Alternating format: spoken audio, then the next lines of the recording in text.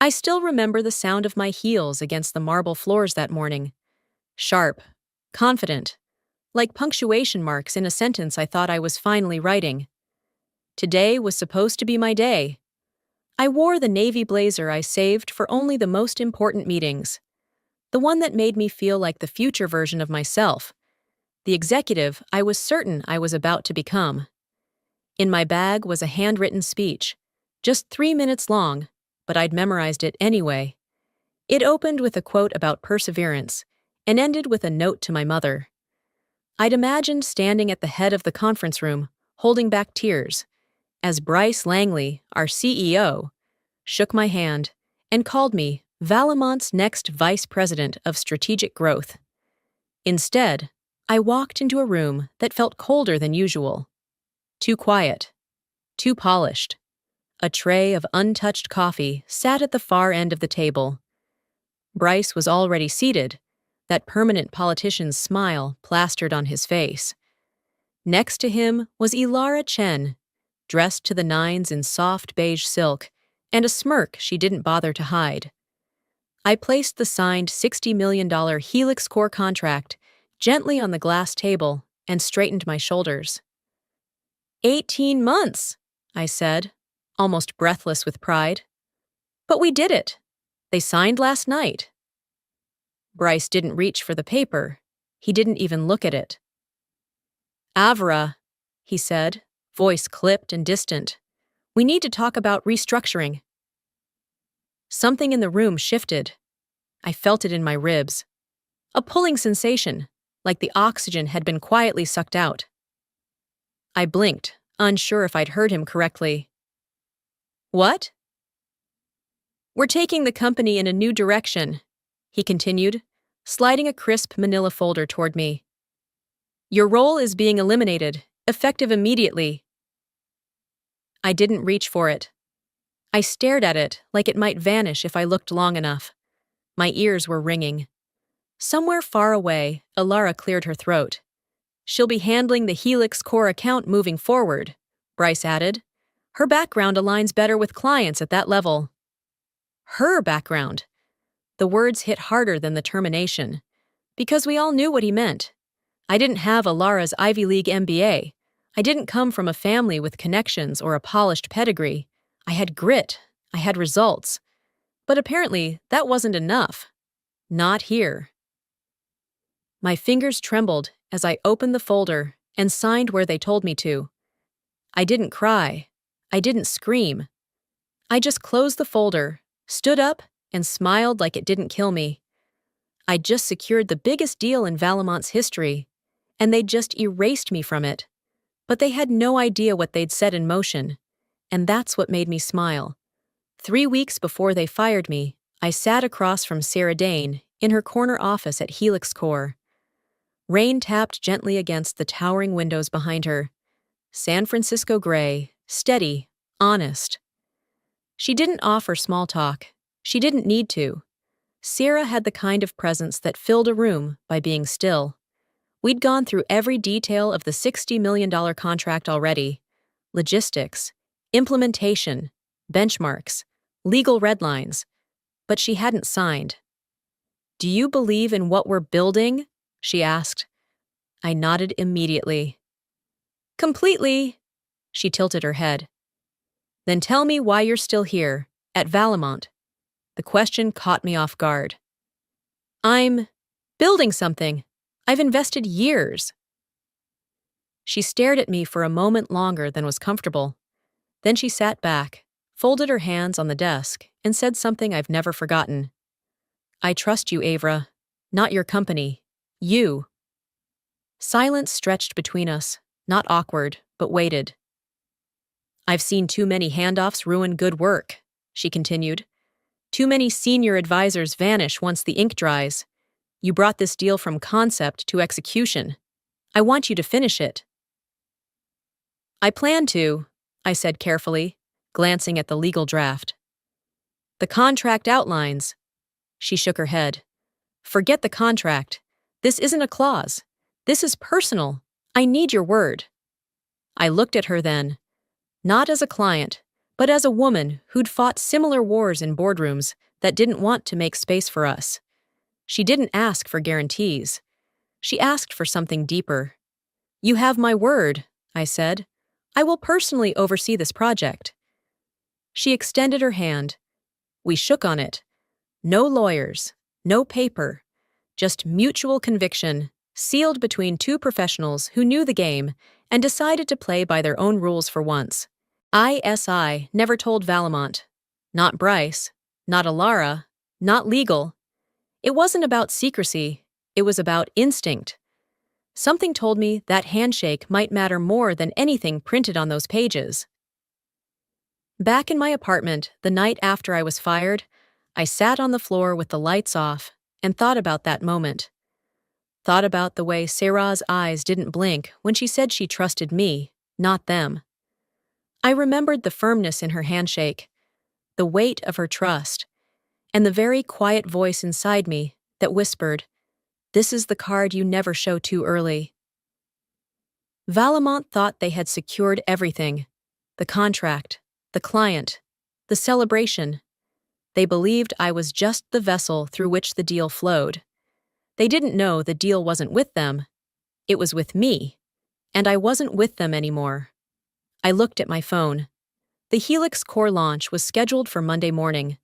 No doubt Alara was already preparing to pose for press photos, rehearsing industry buzzwords she barely understood.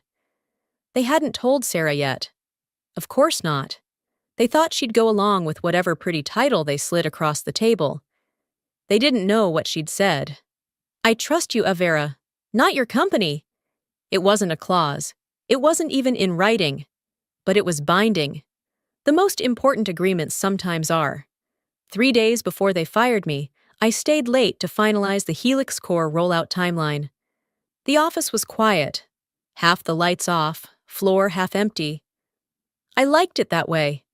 The silence helped me think. I needed everything perfect for Sarah's team. After all, this wasn't just another account.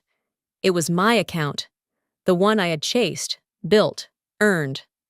As I walked down the hall toward my office with a coffee in hand and notes under my arm, I paused when I heard voices coming from the corner suite.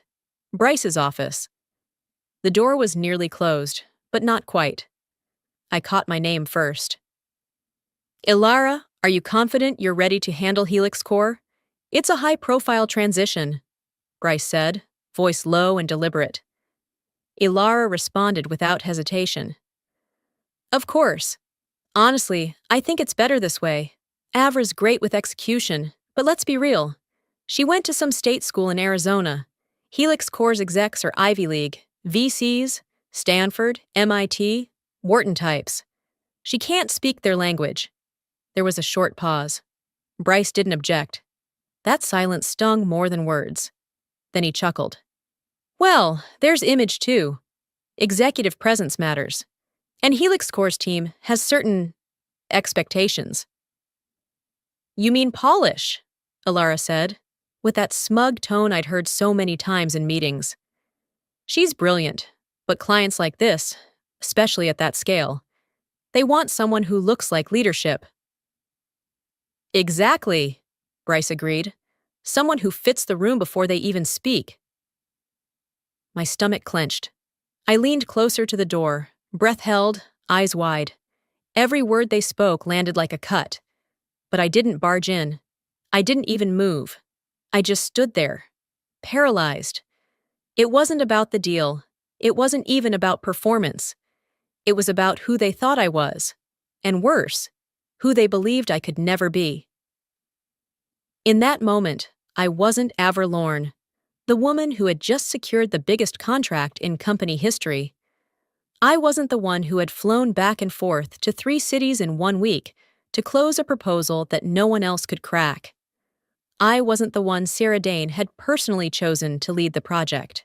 Number to them, I was still the girl who came from some state school in Arizona. I felt like I was 23 again, fresh out of college, sitting in my first corporate meeting, surrounded by confident voices, dropping names of professors, scholarships, legacies, programs I'd only read about.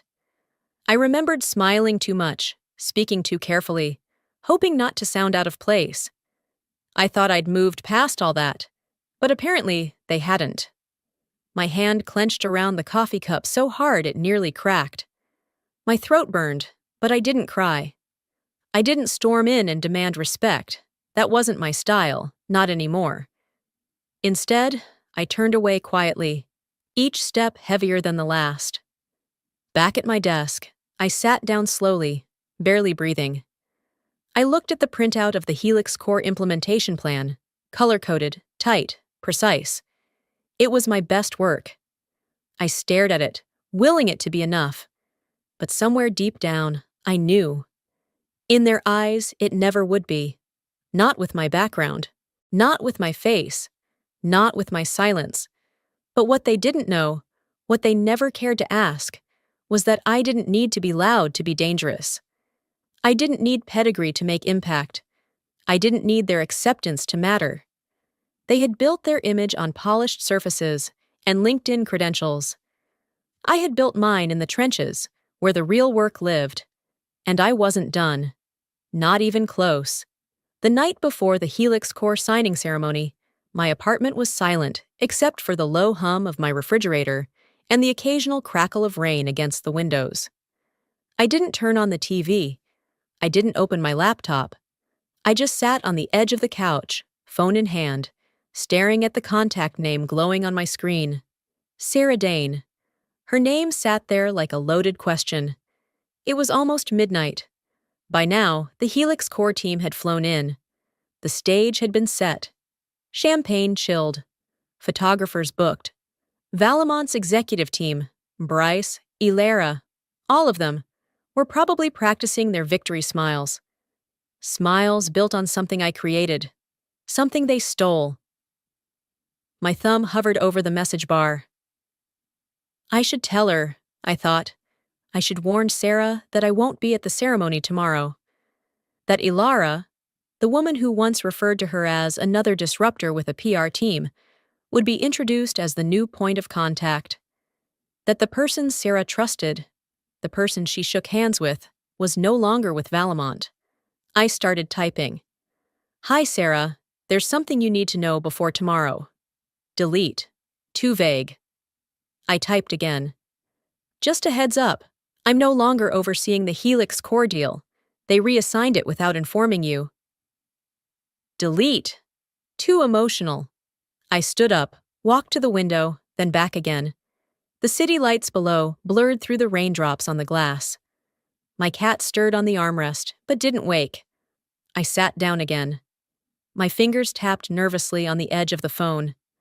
I typed for the third time. They fired me. Ilara is taking over the account. I didn't want you to find out this way. I stared at the words. My pulse pounded. My throat felt tight. I could hit send. I should hit send. It would be the right thing to do, the honest thing. But something in me hesitated. It wasn't just fear, it was calculation. Sarah didn't make decisions lightly. She valued integrity, trust, and most importantly, follow-through. I remembered her voice, steady and unapologetic. I trust you, not your company. If I sent this now, it might come across as petty, emotional, disgruntled. It would give Valamont room to spin their story, to frame me as unstable, difficult, disloyal. But if I said nothing, if I waited, if I let her walk into that signing ceremony tomorrow and discover the betrayal for herself, that would speak volumes. Not in my words, in hers. Not as an employee's complaint, but as a client's rejection. A quiet smile tugged at the corner of my mouth as I erased the message one final time and locked my phone. Some truths don't need to be delivered. Some truths deliver themselves. I got up and walked to the kitchen, poured myself a glass of water, took a slow sip. The silence didn't feel heavy anymore. It felt deliberate. Like the pause before a final chess move. The board was set. I'd made my last move. Now all I had to do was wait. I glanced over at my coat hanging near the door. My Valamont security badge was still clipped to the inside pocket. I reached in, removed it, and dropped it in the trash, without a second thought. Let them have their ceremony. Let them toast to the deal they think they've secured. Tomorrow, when Sarah asks where I am, when she hears the lie, they'll realize what they've done. And they'll do it in front of the entire boardroom. That's not revenge. That's justice. Served cold, clean, and without warning. I sat back down, legs tucked under me, and pulled a blanket over my lap. The rain picked up, a steady rhythm on the windows. I let it soothe me, eyes closed, breathing steady. There was nothing more to say. Not tonight. Not yet. By noon, Valamont's top floor barely resembled an office. It looked more like the foyer of an art gallery opening. White orchids bloomed on every table. Waitstaff in black vests moved swiftly between executives, refilling flutes of champagne that no one had yet touched. A display wall showed a sleek, rotating presentation. Valamont X Helix Core. Innovation begins today. Bryce Langley stood near the entrance, flanked by two board members who'd flown in just for the ceremony. Ilara Chen stood a few feet away, dressed in cream silk, her hair in an elaborate updo that screamed media prep. She held a leather-bound folder. My folder. Inside were the plans I'd spent 6 months building, every metric, every benchmark, every phase of implementation. She hadn't changed the cover. Across the room, Valamont's head of PR, Janice, buzzed nervously into her headset, coordinating the photographer's timing with the arrival of Helix Core's team. "She's 3 minutes out," Janice whispered to no one in particular. "Everyone in position." Bryce straightened his tie for the third time. One of the board members offered him a quiet nod of approval. Ilara glanced at herself in the reflective surface of a mounted screen, smoothing her lipstick. The elevator dinged. Sarah Dane stepped out alone. Black pantsuit, minimal makeup, a single silver ring on her right hand. No entourage, no assistant. Just her, as always, controlled, composed, razor-focused. Janice immediately whispered something into her mic. The photographer lifted his camera.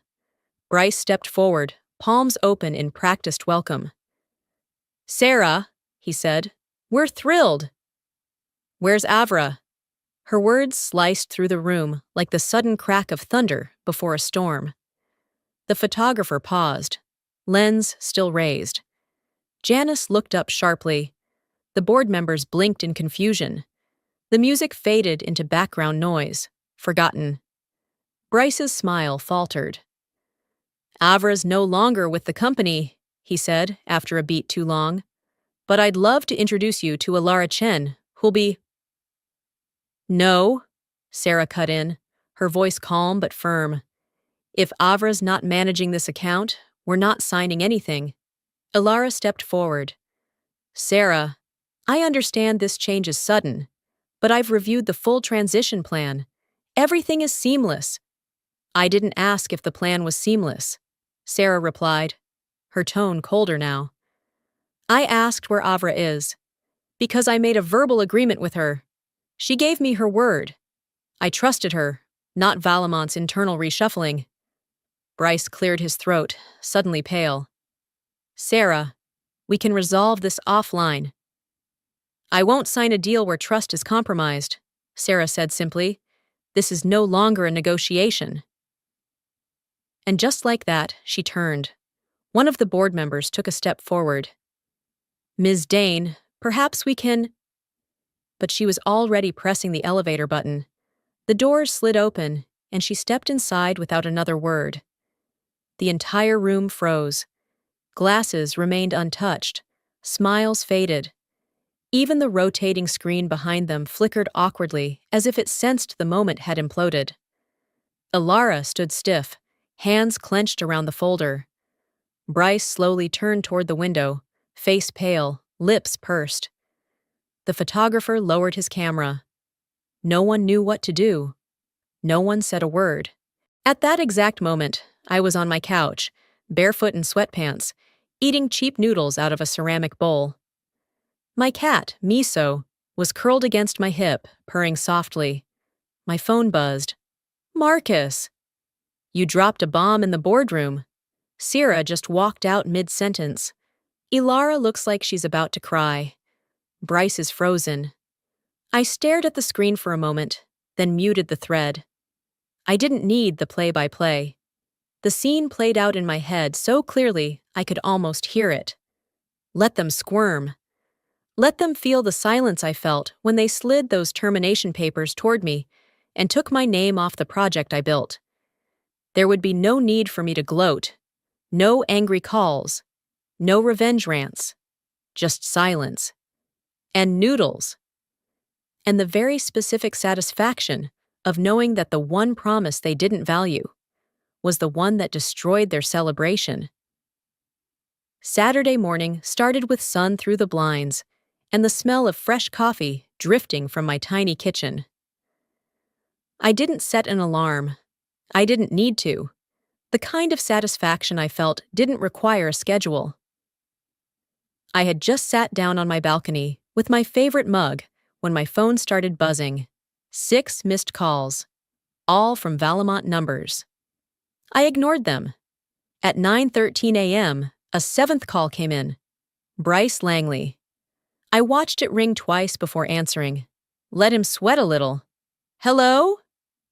Avra. His voice cracked like it had traveled a long way through a storm. There's been a misunderstanding. I took a long sip of coffee, letting the warmth spread before answering. A misunderstanding? He cleared his throat. Sarah Dane walked out yesterday.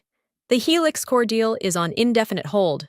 We didn't anticipate that level of client loyalty. I did, I said flatly. Silence on the other end. We need to fix this, he continued quickly. I want to invite you back in, at a higher level. We're prepared to offer a significant compensation adjustment. VP title, triple your salary, a corner office, you'd report directly to me. I laughed, quietly, genuinely. Not cruel, just amazed. Yesterday, I said slowly, I wasn't polished enough. Not quite the right pedigree, not a fit for the image you wanted to project to clients like Sarah. That's not. It's exactly what you said, I cut in, my tone sharper now. You replaced me with someone who looked better on paper. Someone you thought belonged in that room more than I did. You gambled my work, my relationships, on image. Bryce hesitated. We miscalculated. No, I said, standing and walking back inside. You underestimated. Another pause. We're willing to make this right, Avra. I looked out the window toward the skyline. Somewhere in that gleaming city, Bryce was probably pacing in his glass office, sweating through his perfect suit. I'm sure you are, I replied, but I'm not. You're not what? Interested. His silence was deafening. I don't need a title, I continued. I don't need a view or a corner office. I needed respect. I needed recognition. And you made it clear what I was worth to you the second you slid that folder across the table. We were under pressure from the board, he said, desperation slipping in. It wasn't personal. But it was personal, I said calmly. You made it about where I went to school, how I carried myself, how I didn't look like your version of leadership. More silence. I imagined him running a hand through his silver-streaked hair the way he always did when he realized he'd lost leverage. We'll double the offer, he finally said, or name your price. I already have everything I want, I said. He exhaled hard. Avra, please. Good luck with Helix Core, I said gently, almost kindly. But if I were you, I'd be more worried about who's watching from the outside, because this isn't just about one deal anymore, is it? Click. I ended the call. I stood there for a moment, the quiet humming around me like a chorus of finality, the kind that doesn't require applause to feel complete. It wasn't revenge. It was correction. They had spent years molding a culture around Polish, pedigree, and politics. And in the span of 48 hours, it was crumbling. Not because of scandal, not because of failure, but because they bet against the one thing that can't be replaced: trust. I poured another cup of coffee. My phone buzzed again. Another message from Marcus. Bored in chaos. Bryce looks like he's about to pass out. Ilara's MIA, I smiled, put the phone face down, and walked out onto my balcony. Sometimes, the sweetest victories are the ones where you don't have to raise your voice at all. It was just after 8 p.m. when the doorbell rang. I wasn't expecting anyone. Still barefoot, I padded across my apartment and peered through the peephole. My heart softened instantly. Sarah Dane. She stood in the hallway in jeans and a leather jacket, her hair slightly windblown, one hand holding a bottle of aged tequila like it was an offering. She looked exactly how she always had when showing up uninvited. Unapologetic. I opened the door. You didn't have to. Yes, I did, she said, brushing past me and heading straight for the kitchen like it was still our shared college apartment. You should have told me. I leaned against the counter as she pulled 2 shot glasses from my cabinet. Would it have changed anything? No, she admitted, placing the bottle down with a soft thud. But I wouldn't have let you face it alone. We stepped out onto the balcony, a quiet space filled with potted herbs and fading fairy lights. The city stretched before us, glowing and indifferent. The bottle glistened between us. To promises kept, she said. I smiled, clinking my glass against hers. To promises kept. The tequila burned its way down, familiar and welcome. We sat in silence for a few minutes, the kind of silence you only share with someone who knew you before you built walls, before you learned to hide hurt behind email tone and boardroom posture. Remember our last year at University of Arizona? Sarah asked, her voice softer now. The moldy carpet? Or the heater that never worked? She laughed. The pact. And just like that, I was back on the floor of our shoebox apartment, cross-legged with a blanket around my shoulders, ramen in one hand and a printed resume in the other. The pact had been simple. When one of us makes it, we pull the other up. I nodded. I always thought you'd be the one to drag me out of corporate hell. Well, she said, refilling our glasses, turns out we're dragging each other. We drank again. After a beat, she reached into her jacket pocket and pulled out a business card. The name read, Blake Renner, founder and CEO, Lucent Grid. He's been building something, she said. Fast, smart, completely different from Valamont's dinosaur model. He's been trying to get me on board for 2 years, but I needed the right reason to take the leap. And now, I asked, you're the reason. I stared at the card. Simple, minimalist, just like Sarah. But behind the design, I could already feel something else. Possibility. What's he looking for? Someone who can handle enterprise strategy, someone clients trust, someone who just walked away from a $60 million deal because she kept her word. I raised an eyebrow. So I'm a walking resume now? Sarah smiled. You're the whole damn brochure. I twirled the card between my fingers. And what does he want from me? To meet you, that's it. I let the silence stretch a little longer, listening to the hum of cars below, the muffled music from a rooftop down the block. I'll meet him, I said finally, but only under one condition. Sarah leaned in. Name it. This time I pick my own team. No pedigree filters, no fake smiles, no Ivy League litmus test, just people who can do the damn work. She raised her glass again, eyes sharp. That's exactly why I'm bringing you in. We sat there until the bottle was half empty, until the lights of the city blurred slightly, and the heaviness of the week began to lift. It wasn't just about revenge anymore. It was about starting over, this time on our terms. The following Monday, I arrived early at a rooftop cafe in the Mission District, one of those spots with mismatched chairs, exposed brick walls, and a view that made your coffee taste more expensive than it was. I chose a seat in the far corner, facing the entrance. I'd always preferred seeing people walk toward me instead of letting them catch me off guard. At 10:02 a.m., Blake Renner stepped onto the terrace. No suit, no tie, just dark jeans, a navy button-down, and a calm focus that felt intentional rather than casual. He walked like someone who didn't need to prove anything but still had everything to gain. "Hope I didn't keep you waiting," he said, extending a hand as he sat down. I shook it. "You didn't." We ordered. Sparkling water for him, black coffee for me. No small talk. He cut to the chase. "I've been following your work at Valamont for a while," he said, "even before the Helix Core fallout." "Is that what we're calling it now? A fallout?" He smiled, unapologetic. "It's what it looked like from the outside, but I read between the lines. You were the reason that deal existed in the first place." I sipped my coffee, watching him carefully. "So why am I here?" "Because you understand enterprise clients in ways most people in this city don't. You build trust, not just systems. And you just walked away from $60 million on principle. That says more about you than your resume ever could." I folded my arms across my chest. "So what are you offering?" Blake leaned forward. "Head of Strategic Partnerships at Lucent Grid. You lead the team, you shape the direction.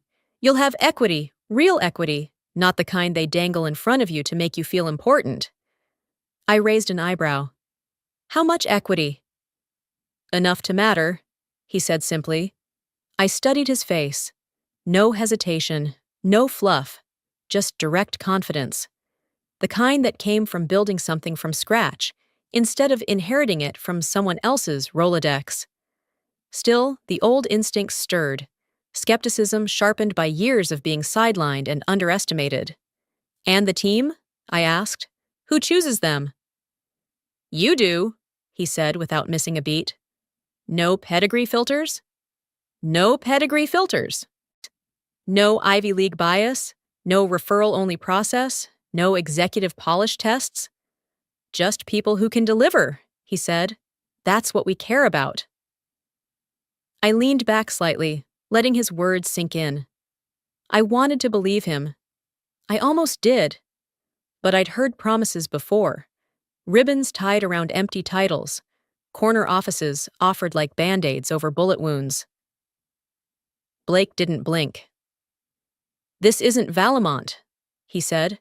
"We're not trying to impress investors with headshots and alumni newsletters. We're building something for the future. And to do that, I need people who know how to earn trust, not just wear it." I took a long breath and stared out over the skyline. Somewhere to the north, Valamont's glass tower shimmered like a polished lie. I'd spent 5 years inside that building, chasing recognition that never came, climbing a ladder rigged from the start. Now, someone was handing me the blueprint to build my own. "This time," I said slowly, "I build my team my way. No HR filters, no nonsense, just talent, grit, and loyalty." Blake extended his hand again. "Welcome to Lucent Grid." I shook it, firm and steady. A small flame lit inside me. Not quite triumph, not yet, but something close. The quiet ignition of a second chance, a game reset. But this time, I wasn't just a player. I was holding the board. It started with a message from Logan Chen. Logan had been Valamont's best-kept secret. A brilliant systems engineer with 10 years of institutional memory, but never promoted past senior technical specialist. He was told he lacked executive presence, which I'd come to learn was just code for not loud enough, not slick enough, not part of the club. He showed up at Lucent Grid 2 days after I signed on. No appointment, just a quiet knock at the door and a laptop under his arm. "I heard what happened," he said. "I stayed quiet for too long. I'm ready to build something that isn't broken." I hired him on the spot. Then came Meera Patel, our data analyst prodigy. At Valmont, she was brilliant, but labeled as too direct in meetings. She once called out a VP's faulty logic in front of a client and was buried in a back office for the next 6 months. When she walked into our workspace, she didn't ask what title she'd have. She asked, "What problem do you need solved first?" I smiled and handed her a project brief. Everything. Within 2 weeks, we had 6 more. Not resumes sent in through recruiters. Not referrals from VC friends. These were people I knew, or people who had quietly messaged me over the years, saying things like, "I saw how you handled that client," or "I've always wanted to work with someone who gets it." They came from cubicles and forgotten departments, from the ignored corners of companies too obsessed with image to recognize impact. We didn't have mahogany desks or shiny titles. We had a whiteboard, folding chairs, and coffee from the bodega downstairs. And we had fire. Within the first month, we had something else. Sarah Dane. She signed with Lucent Grid with zero hesitation. No ceremony, no contracts rewritten. She walked into our modest downtown office, shook my hand, and said, "Let's make this real." We launched the new Helix core system in record time. 3 weeks later, we won Meridian Solutions, the second domino, then Gentry Analytics, then Samora Cloud. By the end of Q2, we had 7 major clients and a reputation that moved faster than any of our outreach could. One evening, after we pushed a major deployment ahead of schedule, I looked around our office. Meera had her shoes off, curled on a beanbag, writing SQL queries with one hand and eating from a takeout container with the other. Logan was scribbling architecture ideas across 2 whiteboards, talking to himself in 3-letter acronyms. The interns were laughing while refilling the fridge with sparkling water. And I felt something I hadn't felt in years. Peace. Not the kind that comes from rest, but the kind that comes from alignment. When what you do, what you believe, and who you work with finally match. Blake stopped by my desk with 2 cups of chai. "You seeing this?" he asked, handing me one. I looked around again. "I'm feeling it." He smiled. "You built a tribe." I shook my head. I found them. They were always there, just unrecognized. He nodded slowly, sipping. "What do you want to call this team?" I thought for a moment. "The Phoenix team," I said. He raised an eyebrow. "Reborn from the ashes?" "No," I said quietly. "Forged from them. Because we weren't rebuilding what we lost. We were creating what had never existed. It started as a whisper. At first, it was just noise. Distant, almost laughable. A few former colleagues at Valmont began texting me screenshots of internal Slack messages, subject lines from scattered emails. Did Avra breach her NDA? She tricked Sarah into walking. We're reviewing legal exposure. The source was easy to trace. Ilara. Apparently, after her champagne dreams dried up, she got busy rewriting history.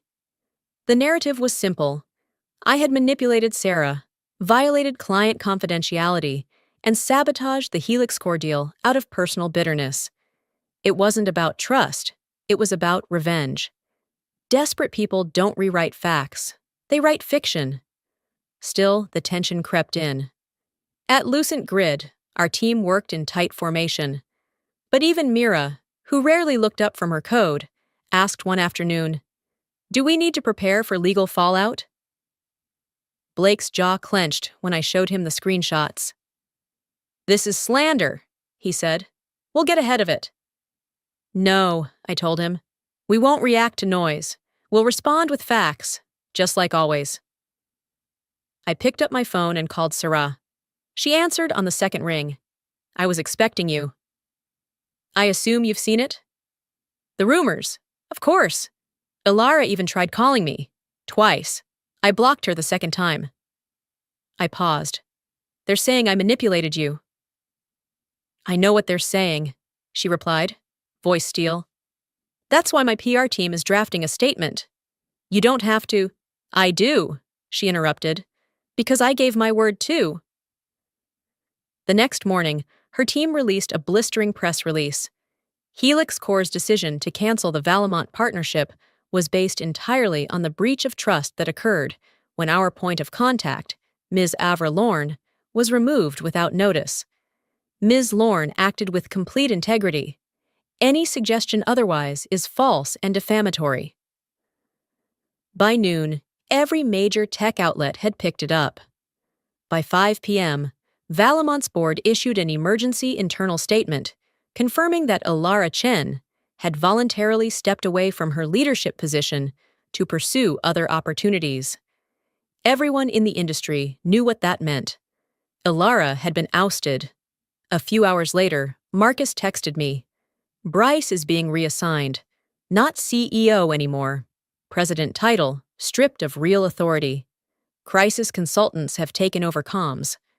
I stared at the message, feeling not joy, exactly, but a kind of weighted release, like watching a crumbling building finally give in to gravity after leaning too long on a cracked foundation. Later that night, I stood by my window, phone in one hand, tea in the other. The skyline blinked calmly, as if the city had no idea what was unfolding in the high-rise office towers it held. Valamont wasn't just bleeding, it was unraveling. Reputation first, then leadership. Next would be the clients. They had gambled everything on polish and lost to substance. They had chosen image and been destroyed by truth. And still, I didn't send a message to Ilara. Not a gloat. Not an, I told you so. Because I didn't need to say anything. Her silence said enough. What stung wasn't just the fallout. It was knowing she hadn't expected me to have the power to trigger it. She'd mistaken quiet for weak, loyalty for softness, humility for invisibility. But now she was learning, like so many others had before her. The ones you dismiss without thought are often the ones you should have feared most. At Lucent Grid, Blake walked into our Monday stand-up with a grin. Helix Corps renewed for Phase 2, he announced. Meridian just confirmed onboarding, 2 more inbound. Our team applauded. No champagne. Just fist bumps, high fives, and another round of takeout orders being placed. No one said it out loud, but we all knew. We weren't just winning contracts. We were rewriting rules. The invitation arrived as a sleek digital envelope in my inbox. Keynote speaker, Future Tech Summit 2025. Theme, Disruption and Resilience. I reread it 3 times before it felt real. This summit was where industry giants told stories of billion-dollar exits, innovation patents, global expansions. I'd watched those talks from the back row for years, just another face in a sea of aspiring professionals. And now, I was the face on the program. My topic, Redefining Value, a New Era of Leadership. In the weeks that followed, I wrote and rewrote the speech a dozen times. I'd sit alone in the Lucent Grid conference room long after hours, laptop open, trying to balance facts and fire. I didn't want to sound angry. I didn't want to sound bitter. I wanted to sound clear. This wasn't about revenge. It was about recognition, the kind that doesn't come from job titles or schools or polished headshots. On the morning of the event, the ballroom was filled with rows of suite. I was once told I lacked the executive presence to lead major accounts, that I didn't have the right academic background, that clients wouldn't trust me unless I looked a certain way or spoke with a certain polish. I let the silence sit for a moment. Those assumptions cost a company $60 million. Scattered murmurs rippled through the audience. But this isn't a story about what they lost. It's about what we built. I shared how Lucent Grid had grown not by chasing prestige, but by prioritizing people. How we chose performance over polish, integrity over politics. How we gave overlooked talent room to lead, and they led. I told them about Logan, the systems genius labeled too quiet. About Mira, the sharp analyst deemed too intense, about the interns who became architects and the outsiders who became innovators. We didn't rebuild a broken culture, I said. We refused to inherit it. Now the room was still, no phones, no side conversations, just people leaning forward, like they were hearing something they hadn't dared to believe could be true. When we talk about innovation, we often talk about technology, but the real innovation, the one we've been avoiding, is in how we value people. A beat. It's time we stop asking who looks the part and start asking who shows up when it matters. The final line came out quiet but firm, because real leadership isn't granted by titles, it's earned by trust. I stepped back from the podium, and then it happened. The kind of applause that doesn't erupt all at once, but builds. Slowly, powerfully, genuinely. Blake met me at the stairs, smiling. "You didn't just give a speech," he said. "You drew a line in the sand." Later that evening, at the closing ceremony, they named me Executive of the Year. I walked across the stage, lights hot on my skin, applause washing over me like rain after a drought. I wasn't wearing a designer dress, just a clean suit, simple heels, and the same calm I carried through every fire. In the front row, I noticed something. The seats marked for Valemont were empty. Of course they were. Some rooms are silent, not by accident, but by consequence. It arrived in a sleek white envelope, thick paper, no return address, just the gold-embossed seal of Valemont on the flap. I already knew what it was before I opened it. The buyout offer was generous, obscenely so. A 12-page proposal, multiple contingencies. Valemont wanted Lucent Grid. All of it. Full acquisition, full control. The letter came with all the right buzzwords. Strategic synergy, brand alignment, long-term vision. But under all that corporate poetry, the message was simple. We underestimated you. Now we want to own you. I placed the letter beside my coffee mug and stared at it for a while, unmoving. Not angry, not tempted, just clear. Across the office, Logan was explaining a new framework to a junior developer who had just joined last week. Mira was leading a team meeting with 4 analysts, all of whom were speaking, none of whom had Ivy League credentials.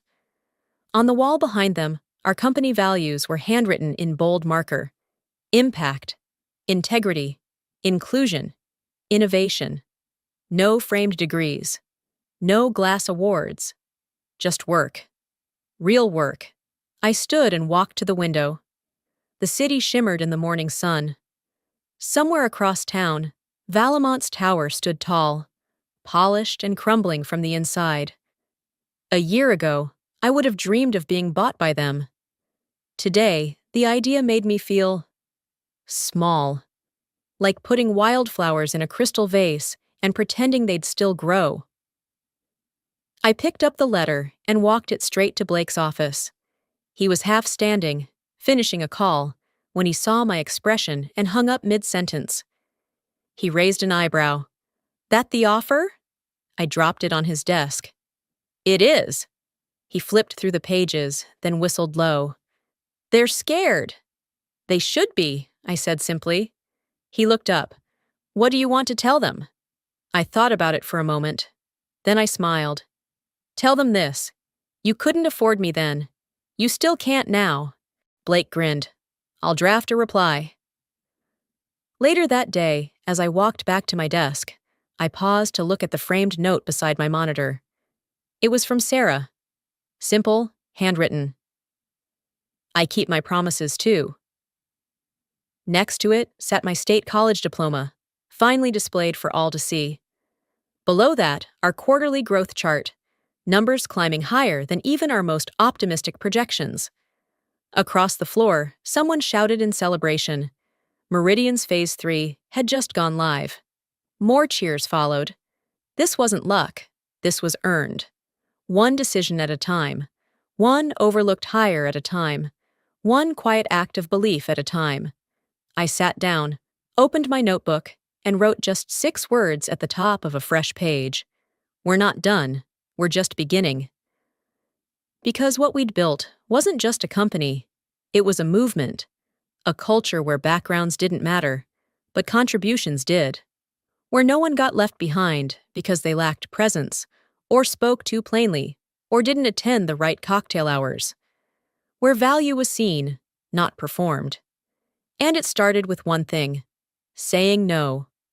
No to compromise. No to empty flattery. No to being owned. Valamont thought they were making peace with a former rival, but they were actually witnessing something they couldn't control. A future that didn't need them. And that, I realized, was the truest kind of victory. No press release, no mic drop. Just growth, just purpose, just freedom.